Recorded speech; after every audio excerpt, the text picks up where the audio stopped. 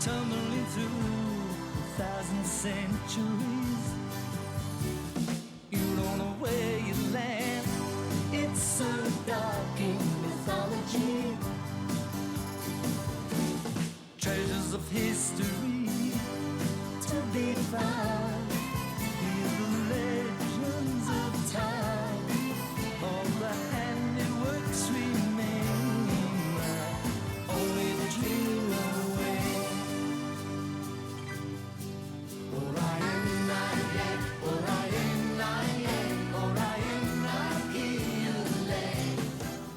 Season 14 brought the Sarah Jane Smith era to a close. Unusually, she didn't leave at the end of the season, but partway through. The season began on the 4th of September 1976, and ended on the 2nd of April 1977. By now, the show had really settled into its current format. Still roughly 25 episodes long, but spread among 6 stories, rather than the 5 that was common in the Pertwee era. This season debuted the most unusual TARDIS console room of the classic era. Look at that beauty. All wooden panels and strikingness. The design was a hit with the fans, but after filming this season there was problems with it in storage, and it warped. So they went back to the usual white plastic for season 15. There had been fairly regular TARDIS redesigns in the previous 13 seasons, but this was by far the most noticeable. Some people have theorized that in universe, the wooden console room was later altered to become the stone one used in the McGann TV movie. All I know is that I'd love to see this idea reused sometime. The Mask of Mandragora is the first story, and I dare you to say its name over and over and over again while drunk. It'll entertain everyone else in the room. The TARDIS comes across some living energy in the time vortex, the Mandragora helix, and it hitchhikes with the TARDIS to 15th century Italy, where it possesses an astronomer and begins a cult. Its aim is to create a new religion worshipping itself and stop the Renaissance. Because what else are you going to do when you're a piece of sentient energy? You'd be bored. It'd be fun. This is one of the few classic stories where the companion actually asked why they couldn't suddenly understand non-English language speakers. In this case, 15th century Italian. You'll be glad to know the answer is about as vague as it was in the new series. Renaissance Italy is played by Portmeirion in Wales. It was a masterful choice because it had been built by an eccentric architect to be a Mediterranean-style village, full of actual buildings brought over from Italy and Spain. I've been there and it's an incredible place to visit. Makes me wonder why the new series hasn't made use of it yet. And this has nothing to do with Doctor Who. I only mention it because people will yell at me if I don't. Portmeirion is where The Prisoner was filmed. Patrick McGowan, I am not a number, I am a free man, evil weather balloon and all. The Mask of Mandragora is 4 episodes long and is pretty average. But then again, pretty average in Philip Hinchcliffe era Doctor Who would be pretty damn good in some other eras. Next is Sarah Jane's last story, The Hand of Fear, inspired by the classic B-movie The Crawling Hand. The TARDIS lands in a quarry in modern-day Earth. Insert obvious joke here. And the Doctor and Sarah are caught in a mining explosion. They're okay, but Sarah is found underneath some rubble with a hand wrapped around hers. The hand's inert and silicon-based, and apparently dead, but Sarah Jane's possessed. Dramatic chord. Sarah Jane was a regular for just over 3 seasons, and at least once a season they found some way for her to be evil. Usually it was possession like this, but there was the time she was replaced by an evil robot. I'm not entirely sure, but I think evil Sarah Jane was just something that amused the writers. A bit like torturing O'Brien in Star Trek Deep Space Nine. She's been possessed by a being called Eldrad, a horrible alien who had been the leader of his people, but was exploded and sent into deep space for being a dick.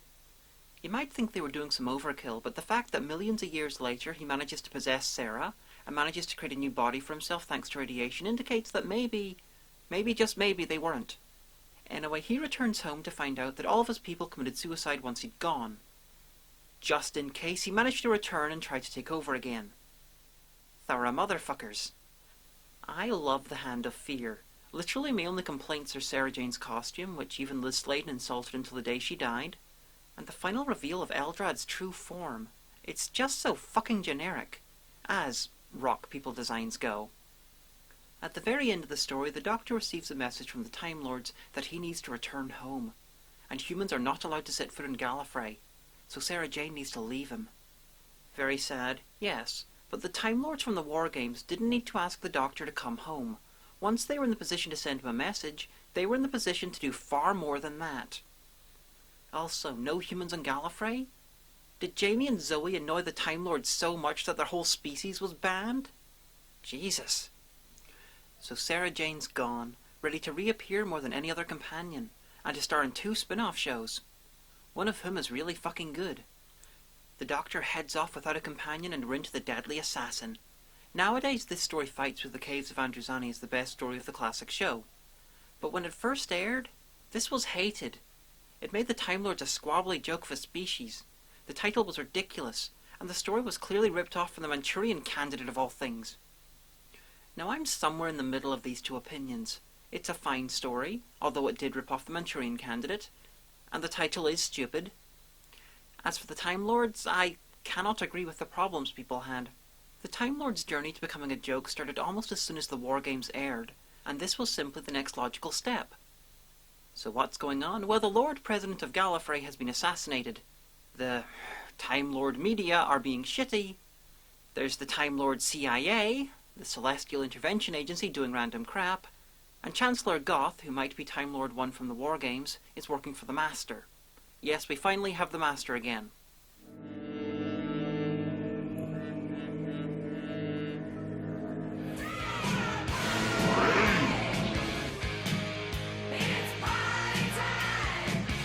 Stand for paramedics.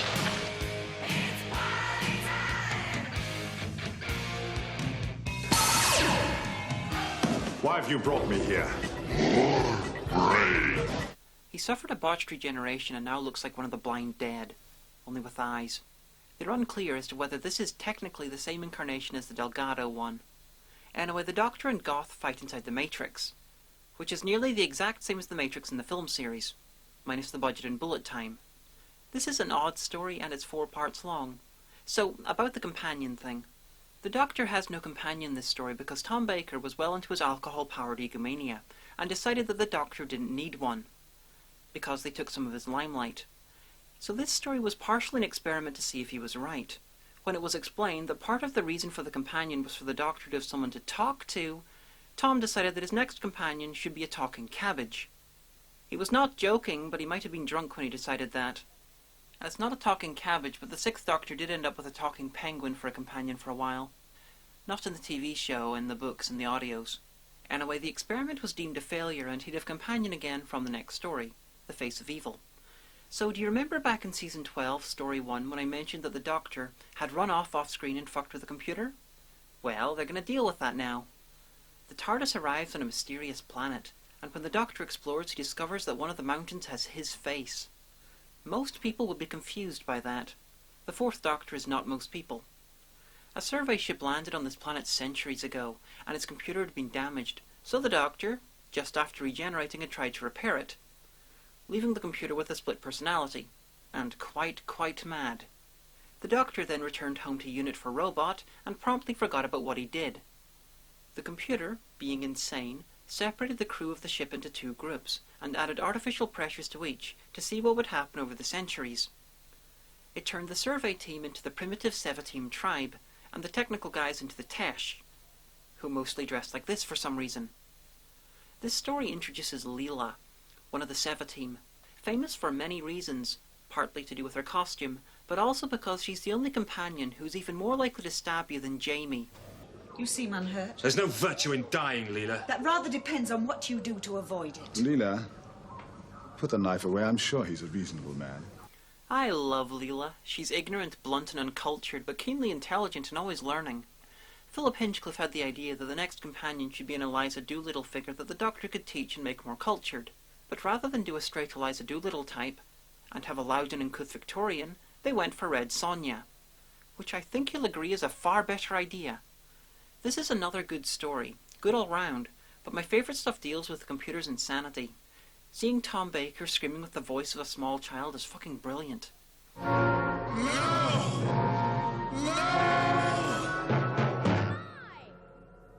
I? Who am I? So with that, we're on to the Robots of Death, a whodunit set on a dune like sand miner, where the crew are weighted on hand and foot by robots. The story is supposed to be a mystery. The fact that people are being murdered by the robots is supposed to be a surprise. This is like Agatha Christie writing a novel called The Butler Fucking Killed Everyone, and in a stunning twist, he did. They even keep the mystery going on for a while before... Honestly, it's like they finally realised the name of the story and just gave up on it. Don't get me wrong, this is a very good story, and the robots look fucking brilliant, even if the human guest stars look very, very silly. The story is just insanely badly named. And on to the final story, The Talons of Wang Qiang. And this is one of the single most problematic stories of classic Who. It's a brilliant script by Robert Holmes, and is considered one of the highlights of the Fourth Doctor era. It introduced ideas that are still in play today, and it even managed to be the only piece of Doctor Who that Christopher Eccleston has admitted to liking. But at the same time, it's set in the criminal underworld of Chinese immigrants in Victorian London, a time and place that was incredibly racist, and it makes use of white guys in yellowface. Basically, this is Doctor Who's Birth of a Nation. Out of all the stories that can be called racist, this is the only true, top-of-the-range, complete classic. But it exists, so I'm not going to sugarcoat it. It's Victorian London, there are Chinese criminal gangs, the doctors decided to dress like Sherlock Holmes, and a war criminal who fled from the 51st century is hiding out and pretending to be Wang Qiang, a possibly heavily fictionalized Chinese god. There are elements borrowed from the Phantom of the Opera, Sherlock Holmes, and plenty more. This is drenched in Victoriana. The war criminal, Magnus Greel, is the latest in a very long line of Doctor Who villains with booming deep voices. Let the talons of Wang Qiang shred your flesh! He's no Gabriel Wolfe, but he's still very good at what he does. And what he does is loud. What were you called before you became a Chinese god? I am Magnus Greel. Oh, yes. The infamous Minister of Justice. What exactly is Greel hiding from? Time agents from the 51st century. Basically Captain Jack Harkness.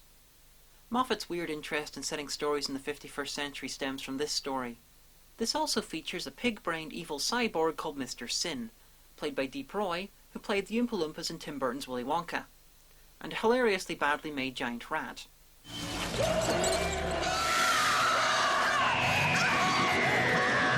Wesley, what about the ROUSs? Rodents of unusual size? I don't think they exist.